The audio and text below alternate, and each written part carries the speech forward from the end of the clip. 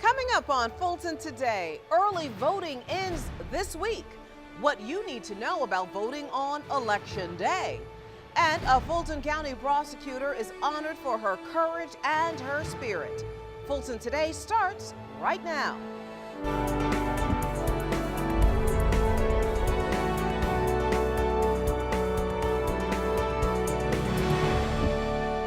Welcome to Fulton Today, everybody. I'm Shania Chavis-Rucker. Early voting wraps up this week in the 2016 general primary and special election. That means if you did not cast your ballot during this period, then you have to wait until Election Day. Rick Barron is the Director of Registration and Elections. Sir, welcome to Fulton Today. Hi, Shania. Thanks for having me. So, Rick, let's talk about something very important. Regardless of when people cast their ballot, explain to them about the ID that is needed. There are several types of ID that are acceptable at polling place, whether it be during early voting or on Election Day. You can have your Georgia driver's license, state-issued ID, also tribal ID, passport, military ID, or any sort of government employee ID. And Rick, what about if people are not sure about just where their precinct is? What kind of advice do you have for them? If you're unsure where to vote on Election Day, go to fultonelections.com and you can go to our poll locator. If you put in your address, your district values for all of the different races that you're eligible to vote in will populate along with your polling location. In addition, you can also verify that information by calling our office, 404-612-7020. And I know that you all were encouraging college students to vote during the early voting period. What then happens to them on Election Day? College students need to be aware of where they are supposed to vote on Election Day. If they are registered in a certain precinct in Fulton County, they need to go to that polling location. If they're registered to vote in a county outside of Fulton, they need to travel to that county on Election Day for their ballot to count. If they are out of state, they can get a provisional ballot at a polling location, although the ballot isn't going to count if it's an out-of-state ballot.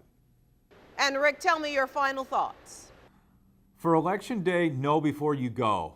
Go to our website, verify where you're supposed to vote, or call our office, verify where you're supposed to go. Just make sure you vote in your assigned precinct. If you want your ballot to count, go to your polling location. Rick Barron, Director of Fulton's Registration and Elections Department, always great seeing you. Thank you so much for your time. Thanks again for having me. Now, once again, if you have questions about your polling location or other voting information, you can call the Registration and Elections number. You can also check out the Georgia Secretary of State's website. The Fulton County District Attorney, along with law enforcement, accepts the apology of a woman who caused quite the public safety issue online. FGTV's Priscilla Ortega has our story. This whole incident happened back in 2015 when Atlanta resident Ebony Dickens says she used social media to start a conversation about the community and its relationship with law enforcement. The Fulton County District Attorney says while it was definitely inappropriate to post this comment about police, he accepted that apology in hopes of healing the relationship between the community and law enforcement. Fulton County Police, like many law enforcement agencies, have gone through great lengths to better connect with the communities they serve. The Coffee with a Cop program is one national initiative that helps get officers in the community to have open communication. But law enforcement officials say this type of conversation does the opposite. It was a Facebook post Ebony Dickens wrote condoning violence against white police officers. That posting caused a great deal of trouble. It caused a great deal of pain and concern among police officers, both white and black. It's why Fulton County District Attorney Paul Howard initially charged Dickens with terroristic threats and inciting a riot. But the DA later agreed to drop the charges once Dickens made a public apology. It's been a real big learning experience for me, period. I've been an advocate for people to watch what they post on social media, whether it's pictures, words, or anything. Other law enforcement agencies who were there for the apology said residents should be part of the solution in building better relationships with police. To step forward is always the right thing towards healing. To know that we need to get into these conversations, as tough as this conversation is, but we don't need to hide from it. We need to embrace it. That's why the DA wanted that apology to be public. What Dickens did was a crime, but she apologized and took responsibility for her post and warned others about posting something similar. The DA says that is a good step in healing and moving forward. Reporting for FGTV, I'm Priscilla Ortega. Thank you very much, Priscilla. Meanwhile, Fulton County Assistant District Attorney April Ross is honored for her courage and her resilience. Ross is this year's recipient of the Spirit Award from the Betty Brand Mothers Empowerment Fund. April was shot multiple times by her estranged husband 2 years ago while sitting in her car. She says she is where she is today because of people willing to be a blessing to someone else. I'm going to find every opportunity I can to live up to the spirit of this organization and pay it forward by telling my story and spreading the news that we all need to take a stand against domestic violence, which is an epidemic in this country and across the world. The Betty Brand Mothers Empowerment Fund awards stipends to encourage and support women trying to reach new goals. April is now back at work in the district attorney's office, now working on behalf of other victims of crime. Fulton County goes the extra mile to make sure that students not only enjoyed their prom, but that they also returned safely back home. Students from Benjamin E. Mays High School were the winners of a prom safety contest, and as winners, they had their event at the fabulous Fox Theater. The contest was sponsored by the Fulton County Youth Commissioners, V103, Capitol Records Music Group, and Mothers Against Drunk Driving. Well, Benjamin E. Mays High School was selected for their creativity and the amount of work put into their video. Many of the students used their personal vehicles to stage a crash. We had students who dressed up as police officers within the video. They even staged a prom scene of partying, and they got dressed within the video. So we appreciated the amount of time and creativity put into the video. The video that was submitted from Mays, the juniors and Emory worked together to create the video. Basically, this whole contest, it wasn't just about getting a celebrity DJ at your school. It was about awareness, and we want to make sure that the teens know that drunk driving is a serious deal, and we want to encourage them not to do it, and also that don't let no one influence you to do it. The students enjoyed a musical performance and a live radio broadcast from celebrity host Greg Street. Free transportation was also made available to ensure that everyone made it home safe. Students attending Fulton's Citizens University find out how the county is helping residents to find affordable housing. The group spent week 5 of class with the Office of Housing and Community Development. Not only housing and community development, also about 18 as well. The office is responsible for identifying safe and affordable housing options for county residents. The students learned everything about senior services, transportation, and utilities assistance. Well, I learned about the different programs that Fulton County has to help provide housing assistance through HUD programs and federally funded programs. I also learned that there are programs especially for the youth, and one of them was just recently passed by President Obama to help young black men facilitate through the process. The Office of Housing and Community Development also works on promoting traditional and non-traditional workforce opportunities. There's so many different types of organizations that can help people in the community in need. And I do believe that even though I've heard of many, I, one, haven't had the need, thank God, but two, I don't think that people really connect with the information, or they're not in the right place to receive it. For many of the students, it was information that they could use. Students also learned all about the services of the Office of Aging and Youth. And still to come, picture this. County seniors on a mission at the Atlanta Zoo. We'll tell you all about it in our district by district coverage next.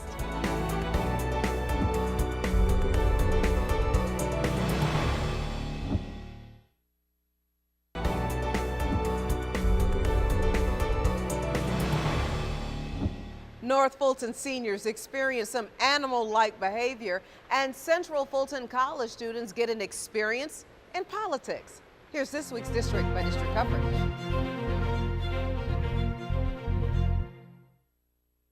District 2 seniors take a field trip to Zoo Atlanta. Members of the Dorothy C. Benson Senior Facility spent the day at the animal attraction as a part of their photography class. Told them that they may want to use a polarizing lens to get rid of some glare off the glass. They may want to bring a towel to clean the glass with little fingerprints, and to have fun. It's a beautiful day. Hopefully, since it's a little cooler, they'll be moving around, and I'm looking forward to just walking around and seeing everything. I hope the gorillas are out and moving around. I love to see them. And also getting some of the crowd shots. I saw a lot of children coming in, and I'd like to take pictures of them interacting with some of the animals. I think that would be wonderful. The seniors learned that Zoo Atlanta is considered an Association of Zoos and Aquariums accredited zoological park. It is one of 4 zoos in the U.S. currently housing giant pandas.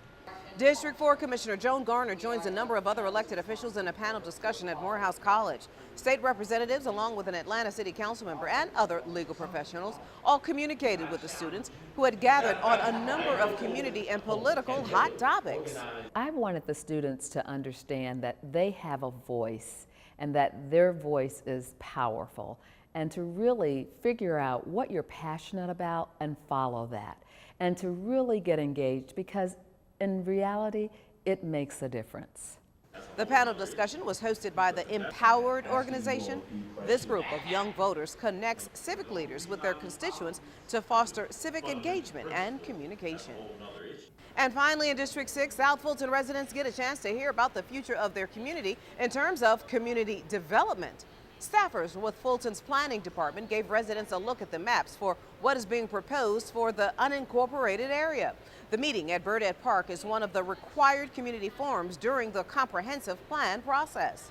South Fulton is in a very critical moment right now as we are planning for where we are moving within the next 5 years, the next 20 years. The time is now to have your voice heard in regards to where you're seeing your community.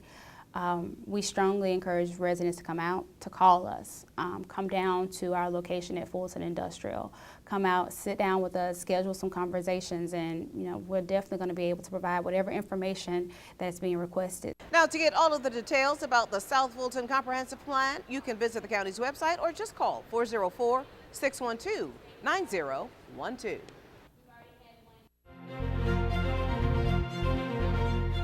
And still to come, Fulton families take a health break.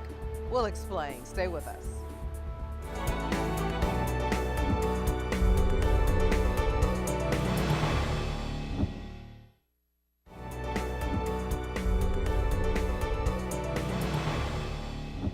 According to the national campaign to prevent teen and unplanned pregnancies, Georgia's teen pregnancy rates have fallen in recent years. But despite that decline, health officials say that Fulton's numbers are still higher than they would like.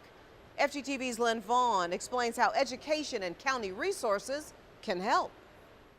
Open communication and education are 2 tools the health department uses in working to prevent teen pregnancies in the county. When they actually talk through situations that they're in, it leads to less sexual involvement, especially at early ages.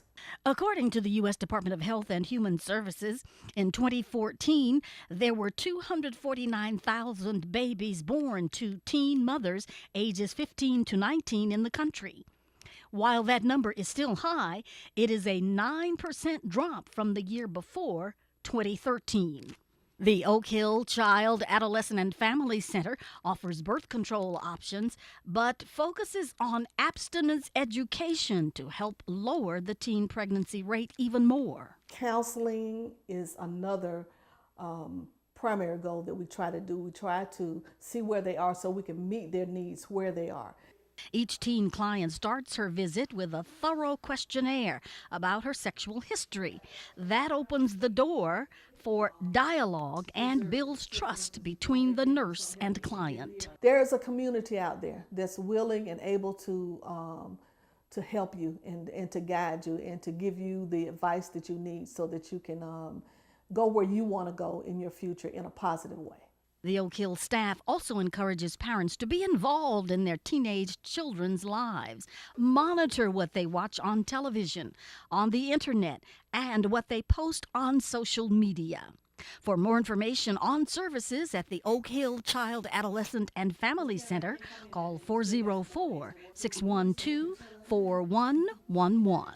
Reporting for FGTV, I'm Lynn Vaughn. Thank you very much, Lynn. Meanwhile, seniors are taking a holistic approach when it comes to their health. Free HIV testing, exercise classes, and social activities were held during the Health and Fitness Day at the HJC Bowden Senior Multipurpose Center. As a part of Older Americans Month, the center offered the special health program to bring awareness to the programs available year-round. We try to focus on the person's full body, their mind, their social activities and emotional situations, which to me makes the whole person. Employees at the Bowden Center say more baby boomers are starting to attend the center, so more active classes will be added. For more information on all of the events for Older Americans Month, you can call 613-6000. Another annual health initiative draws dozens of county employees and their families. The popular Spring into Wellness event at Centennial Olympic Park featured healthy cooking and fitness demonstrations. There was also dancing, a spa area, and information on how to prevent chronic illnesses. And we're here to send a message about healthy living, how to eat right, how to exercise right, and how to do it and not be bored. There's a lot of options out here, and so this event is really meant to educate, inform, and also to just bring families together with their fellow employees and just have a lot of fun doing it. Fulton's health provider, Blue Cross Blue Shield, Kaiser Permanente, and the Wellness Committee all sponsored the 7th annual event. The county puts a big emphasis on its employee wellness program because the less the county spends on medical care for workers, the more it can spend on services for the community. And still to come, the 2016 Wolf Creek Concert Series gets off to a soulful start. We'll take you there when we come back.